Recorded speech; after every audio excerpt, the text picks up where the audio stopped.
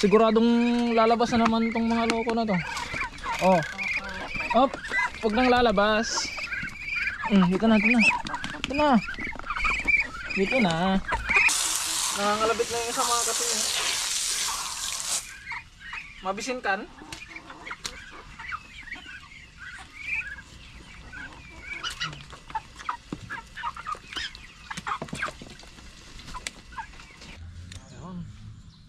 Grabe naman yan. Reject. Yan siya. Yan siya. Yung maliit na kohol. Yan siya. Kumanda yung tindig nila. Yan sila. Ang daming bunga. Grabe naman yan.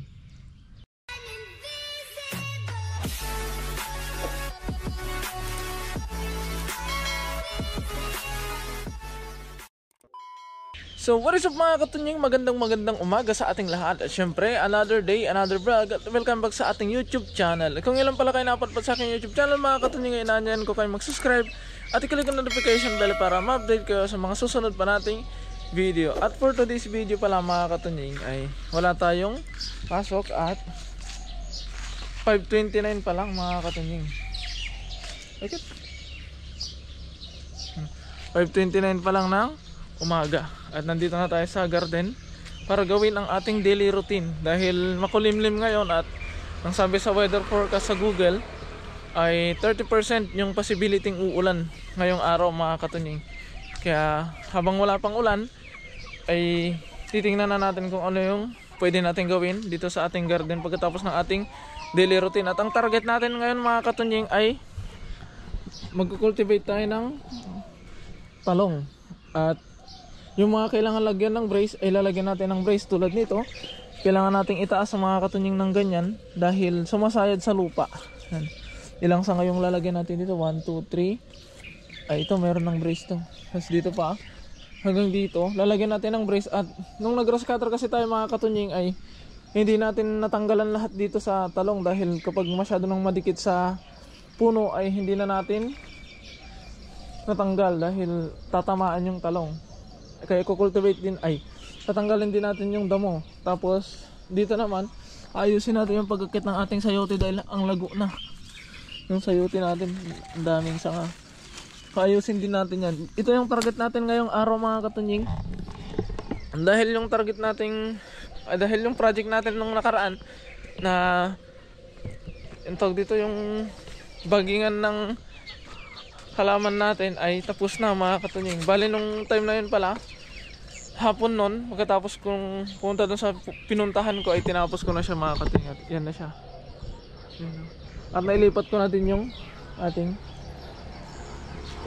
kailangan ilipat. Kaya ang target natin ngayon ay yung sa talong at saka sa sayote at ampalaya. Syempre bagong lahat mga katunying dahil ang aga-aga pa ay magkakape muna tayo. Kaya sabayan nyo po ako mga katunying ay magkakape na. Medyo madilim lang dahil maaga pa.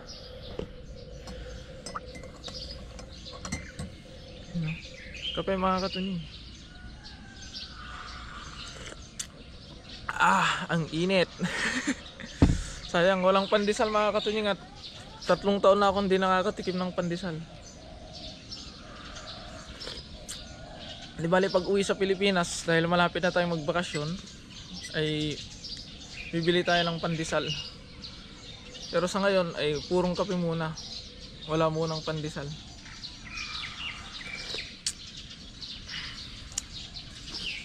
Pagkatapos natin ito mga katunying ay gagawa na tayo ng ating sisig dahil in demand ang ating sisig. Araw-araw malakas ang sisig natin kaya gagawa ulit tayo. Kasi then mga katunying, so gagawin na natin yung ating sisig for today's. Dahil papakain na tayo ng ating mga alaga at naghihintay na sila. Bibilisan na natin dahil meron pa tayong ibang gagawin. Let's see.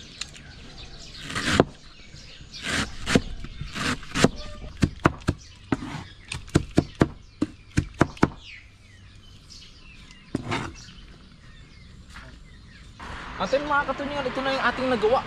Grabe naman sisig yan. Grabe na dami na yan insan. Dalawang kulay pala yung sisig natin ngayon, dalawang flavor. Isang pandan flavor at saka isang ubi flavor. Ayan o. green tsaka violet. At syempre ilalagay natin ang ating second ingredients, ang kanin.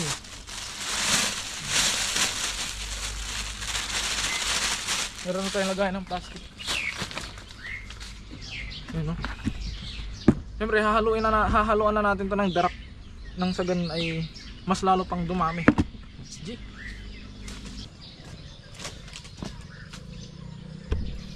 Ayun, medyo marami-rami tayo ngayon. Ay, marami-rami tayo. Marami-rami yung ating gagawin. Kaya tubigan na natin yon. Huwag lang magpatumpik-tumpik pa, bumkaraka-raka. Marami-rami yung tinimpla natin mga katunying. Naparami tayo ng hiwa. Wala kasi tayong inahabol ng oras eh. Gusto ko sanang pumunta kay Kapenyo ngayong araw mga katunying. Dalawin sana yung garden niya. Kaso, sira yung motor ko. Nasira.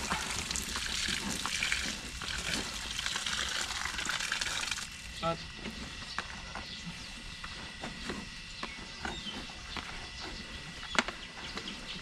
kaya hindi tayo makakapunta kay Kapenyo, sayang. Eh, dito lang muna tayo sa garden.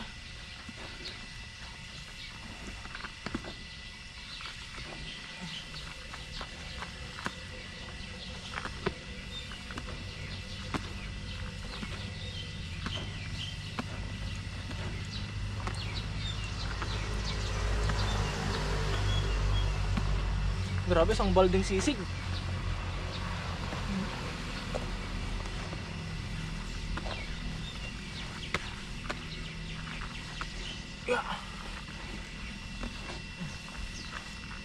Yun, hugas tayo ng kamay.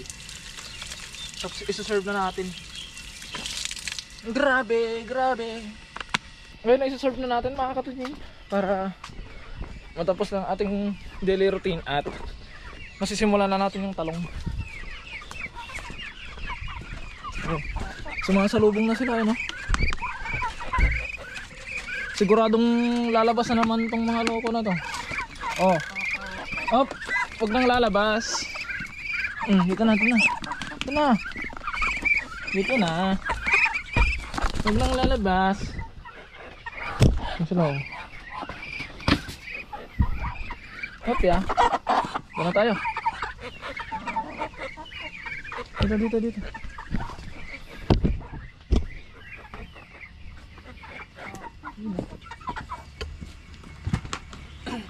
Linisan muna natin to. Kanilang mga kainan. Sasakyan nyo na naman.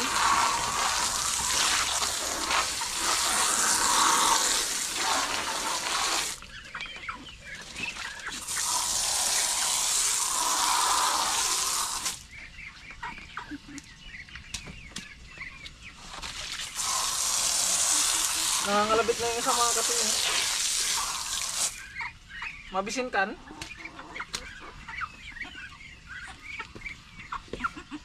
Excuse.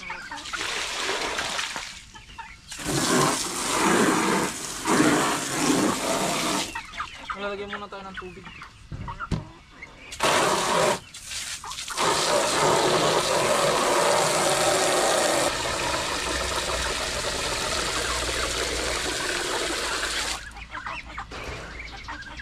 Yes na dyan. Dito na.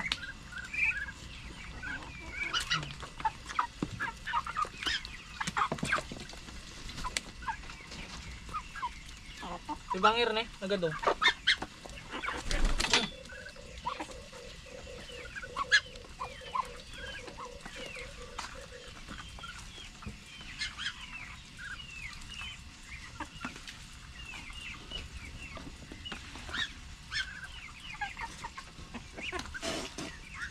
Ini nagbastos ka.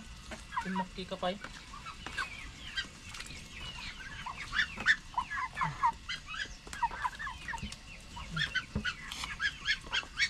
Subuhan natin sila para umamo.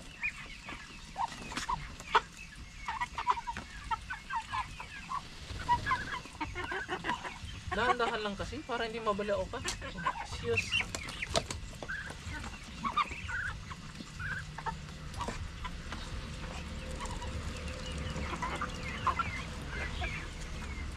Mukhang puro barako yata yung sisiyo natin mga katunying. Malalaki. Tatlo yung malaki, dalawa lang yata yung inahin. Ay yung babae.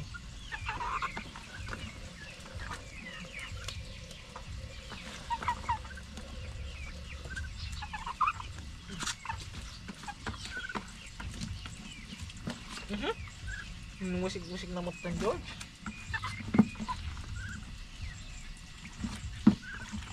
Yun. Hugasan na natin tong balde nang malinis muli pag gagamitin natin. Yun, hugas.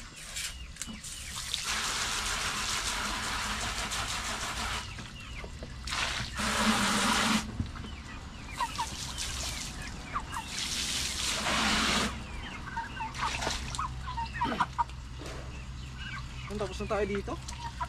Doon naman tayo sa labas mga kadinis, sa mga manok natin sa labas.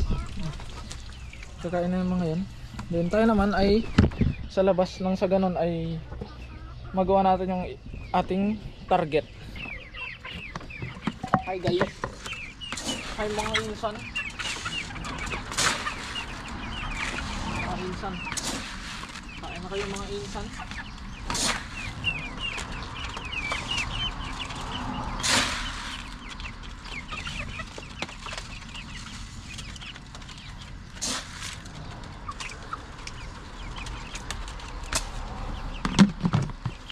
Ayun. Kumain na sila. Ayun.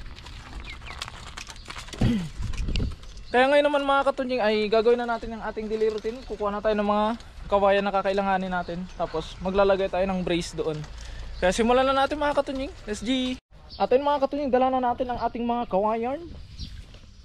At ito na yung ating gagamitin para sa paggagawa ng brace. Tapos syempre ang ating tali at gunting. Malilit lang pala yung ginawa kong mga katunying para hindi siya mahirap itusok. Kaso nga lang, kailangan natin ng pamukpok. Dapat pala inutukan ko no. Saan kailangan nating patulisin pala to mga katunying para hindi mahirap itusok. Ayan. Grabe naman yan. Yun o. Tapos yung doon pala sa harap mga katunying, yung pinagkuha na natin ng talong na maiksi, kailangan din natin lagyan ng brace. Diba? Konti lang kasi yung kawayan natin mga katunying, kaya kailangan nating paliitin yung niya. Lahat ng sanga lagyan natin.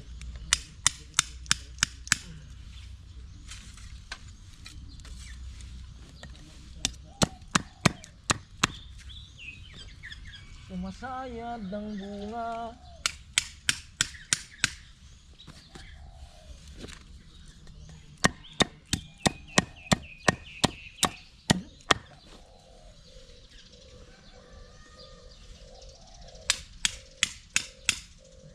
Tapos ngayon naman itatali na natin. Diyan ka muna.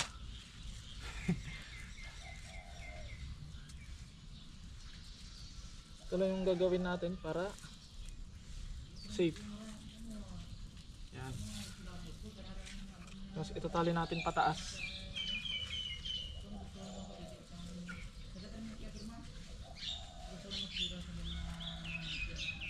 Ingat lang para hindi mabali mga katunying.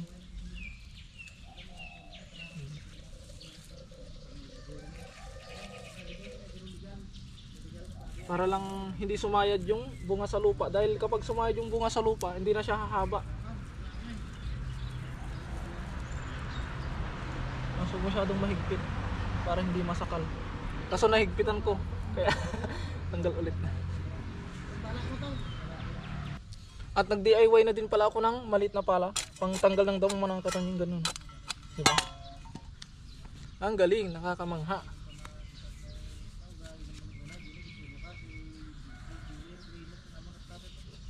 Para meron tayong gagamit sa paglilinis ng damo mga katunying. Matalim to eh. O diba? Parang wala lang yung mga damo sa kanya. Parang papel lang.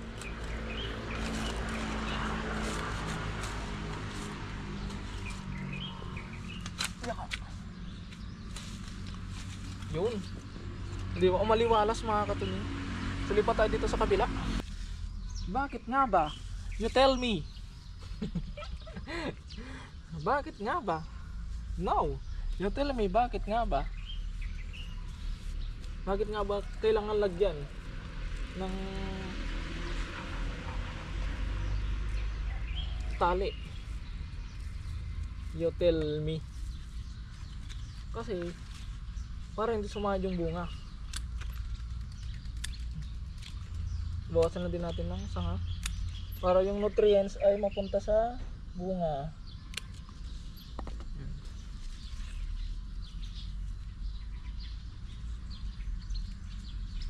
Itong dalawang bunga, dalawang ano na to, pagsamahin natin sa isang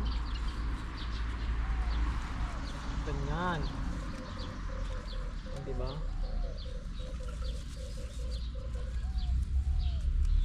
Para umangat. Next. Parang ito mga katunying, kinain na ng kuhol. Yun. Reject. Ayan siya. Kaya ito mga katunying, ito yung ano, ito yung suspect. Ay nasa loob. Ayan o. Hindi pa siya umalis eh. Ayan siya. Yung maliit na kuhol. Ayan siya. Kaya ito sila oh. Yun. Oh. Kapag hindi natin inangat ng mga katunying, uubusin nila tong talong natin. Sayang naman. Tulad dito. Itong mga reject ipunin natin dahil pwede nating ipakain sa pato.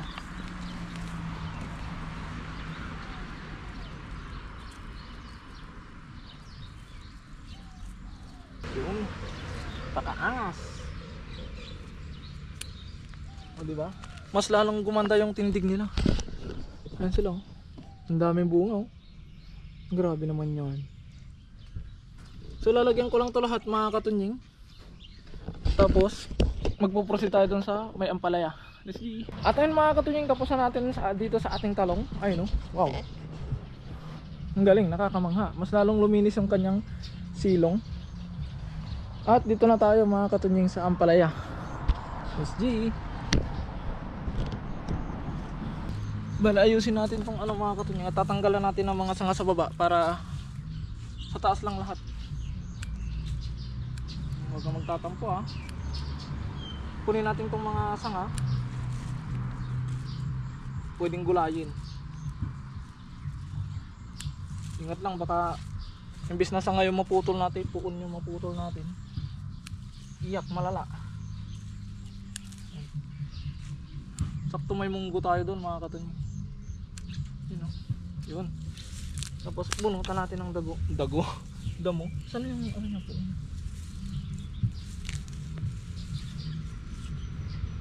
Kultivate natin. Ay, nakultivate na pala to eh. Ano na yung lupa niyo. Mas ayusin din natin yung sasayote mga katunying. Para mas lalong gumanda ng kanyang pagkakaakyat. Ipaakyat natin. Tulungan natin mga katunying. Because I think that they need our help.